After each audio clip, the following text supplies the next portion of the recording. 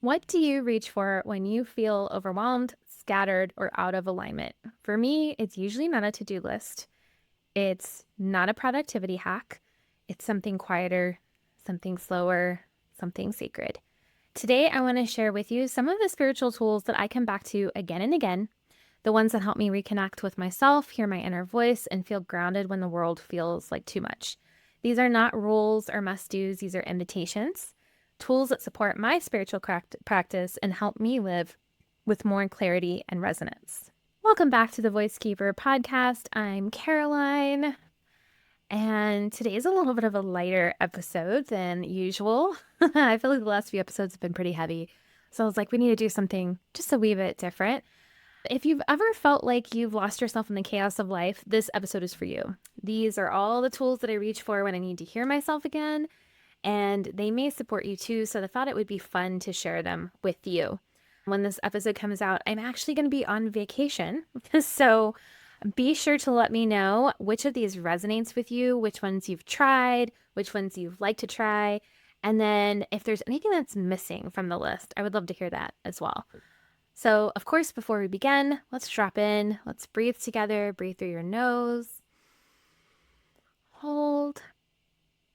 And exhale through your mouth. I want you to place your hand on your heart or in the area of your heart chakra. And I want you to ask yourself, when is the last time that I felt spiritually supported? Not by someone else, but by a practice, a tool, a quiet ritual. Let's explore how you can build that support back into your days. So I've got a list here of things that I want to talk about, and they're in no particular order. I really think that all of these work together. I was talking to my kids the other day about their morning rhythms. If you don't know what a rhythm is, it's way better than a routine, and I have an episode all about that, so please go listen. And what I told them was, like, I want you to make a menu of things that you can pick from based on what you need in the morning. And that's really how I see this. For me, this is a menu that I can use at any time. I do not have a routine. I do not I must do this thing and this thing at these times of the day. Totally not true.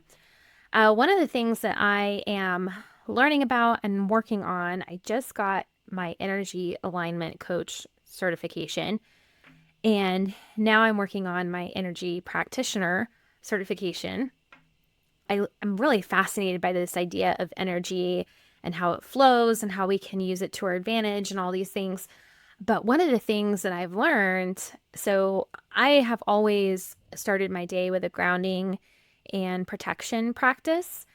It's a really important part of my morning. I feel like it sets the tone for the day. And if I forget to do it, I will be driving in the car and I'm like, oh my gosh, I didn't do it. I will literally turn on some music on Insight Timer, which is one of my favorite apps. I'm going to talk more about that in a second. And I will do my protection in the car. It's just something that it's a huge part of me. This definitely comes from, being around people who believe in magic and really believe in energy healing and all of those things. I learned this from them. So one of the things that I've learned in these certification courses is that your energy may need to be regrounded throughout the day. And so I've just recently implemented this new grounding practice. If you've ever come to one of my moon circles, we always start with grounding. We start with grounding in these episodes, but it's not the full grounding that I normally do. And grounding for me is really connecting to the energy of the earth, to rooting down. And so you'll hear a lot of people talk about grounding as light. I like to think of grounding as literal roots growing from my feet into the earth. And so this has become something that I will do throughout the day. And so that's why this idea of having a menu is so important, because it may be 2:00 and you may need something real quick, real easy. And so as you're listening to this, make your own menu and see which things can help you throughout your day. So, okay. I feel like I got off track, but not off track. Let's get into it. My first tool that I love is meditation. Obviously, I am a certified meditation guide. I meditate to listen, not just to clear my mind. Clearing my mind is a huge part of it. I struggle with anxiety. I have my entire life. And meditation is like the one time when I'm able to quiet. But it's been interesting as I've evolved in my spiritual journey. I now use it as a time to listen. And as you become more connected to your intuition, your inner knowing, meditating to listen becomes a lot more meaningful. It really is my anchor when I'm feeling overwhelmed or detached. Like if I am just having a really high energetic, overwhelmed, overstimulated kind of day, it's meditation. I teach my clients to use meditation not as a fix, but as a homecoming, as a way to connect with yourself. And there's a couple things that I love to do. I love to do meditation where it's just like gratitude, or there's breathing centered ones that I love. There's some that use the Ujjayi, I hope I say that right, breath. It's what you will use sometimes in yoga to create heat. And then there's also one with humming that I love. And that one has been really impactful for my daughter to breathe and hum. It really helps still the nervous system and give it a moment to quiet down. I use the Insight Timer app. I even have meditations published on that app, and it is my favorite app for meditating. I've tried a lot of different apps. It's my favorite. What I love about it is there's so much on there, so you can literally go on and search like tired but need energy, and a meditation will pop up to support you. So that's one of my big major anchor points. I will also say with this, yoga is really a huge part of this as well. And I don't really think of yoga as a spiritual practice per se, but then I was talking with one of my friends and we were talking about the chakras and alignment of chakras and how yoga is a natural chakra aligning thing to do. And so now I do kind of see it more as a spiritual practice and as an exercise, which is fantastic for me. The second thing that I love to do is tarot or oracle card pulling. And I think of this as receiving from within. This is not fortune telling. I keep saying that because I want it to be really, really clear. What the cards teach you is how to listen differently. The cards really are a mirror back what's already going on inside of you, what you may already know, what you may be wondering. It really is a truth that you already know but haven't named yet. And I don't have a favorite spread. I do have my own spread that I created, my 7-card Voicekeeper spread, and then I have a 3-card Voicekeeper spread that I do for the collective. But like, honestly, what I will do is just grab a deck. I actually don't have a deck on my desk right now because I cleaned my office and I made a little space on my shelf for my cards, but I will just pull a card. I'll just be like, what do I need to know right now? And pull a card. And I love having that and also using it for journaling practices and just as a moment to anchor myself. That brings me to my third tool that I love, which is journaling. So this is where we channel the inner voice. This is where I process everything, emotions, clarify my thoughts. Sometimes I'll just write and see what comes out. You can even ask your higher self, like, what should I write? See what comes out. I think that journaling really turns confusion into clarity without the judgment. I'll give you a really good example. I had a Reiki reading last week and she said, oh, your heart chakra needs some work. You need to really meditate on that, journal on that. And I did, and it was pretty incredible what came out of that and really helped me gain some clarity on some fears that I've been having surrounding my kiddos and things like that. And I felt so much better after I did it because it was like a release to get it out of my body and onto the paper. I will be honest with you, I am not a good journaler. It's not something I do every day. It's not something that comes natural to me. I am much better at like writing for others than I am for myself. That totally makes sense now that I say it out loud. And it's a practice that I'm working on and trying to improve on. So if you're like me and you're not a great journaler, don't worry. There's no rule. Using it when you need to, I think, is the important piece. This is one of my favorites, and that is incense and sacred space or energetic clearing. I don't know what it is about smoke and like a little special space that just feels so great. I have one upstairs in our main family area, and then I even have one here in my office. You can kind of see if you're on YouTube behind me on this little table. And we have a little tiny mini one in the homeschool room as well. I think having these little sacred spaces throughout your home is just the best.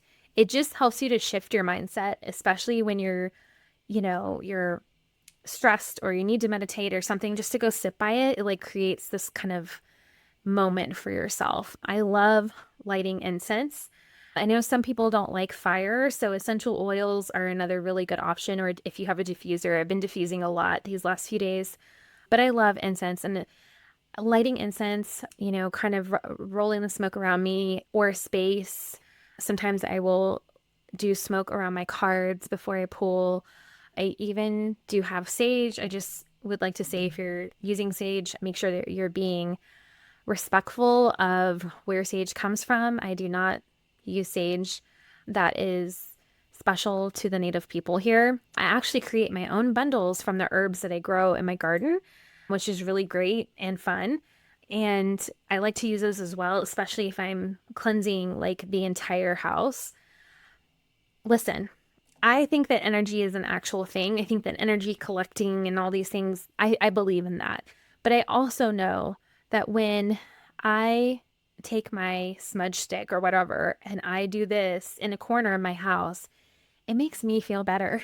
And that's all that matters, is how it helps me shift my mindset and how it helps me feel in my space. If it's just clearing my own energy, if whatever, like, fantastic. What I love about some of these practices too is I'm able to do them with my kids, and they love being involved. They love following me around the house, especially when we're cleansing the house. One day I was doing a major cleansing. I can't remember why. I think we were just having a lot of things going on. I was like, we need to really cleanse.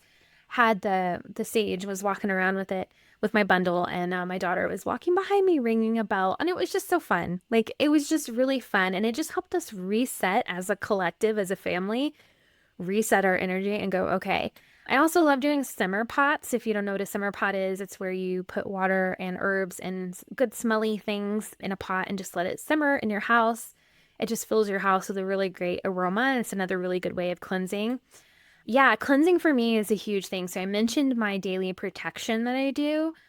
And every morning, like, what I like to do is light some incense over by my altar, do my protection, and it helps the day start so much better. And this last one, we kind of talked about in the rhythm episode, but that is, living in rhythm. And for me, that's the lunar cycle. I love following the lunar cycle. It really helps me keep aligned with my natural rhythms and not hustle culture. And I think there's also just something really special about taking the time out to recognize and notice the moons and their phases. And these rituals really do root my energy in the present season of life.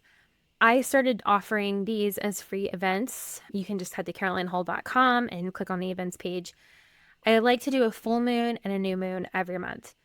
And it really helps me anchor into the month. And it helps me also, I don't know about you all, but you know how you kind of get into a groove where, like, it just seems like stuff keeps coming up, or you're just really tired, you can't seem to catch up. When I can pause and like recognize the new or the full moon, it really helps move that forward.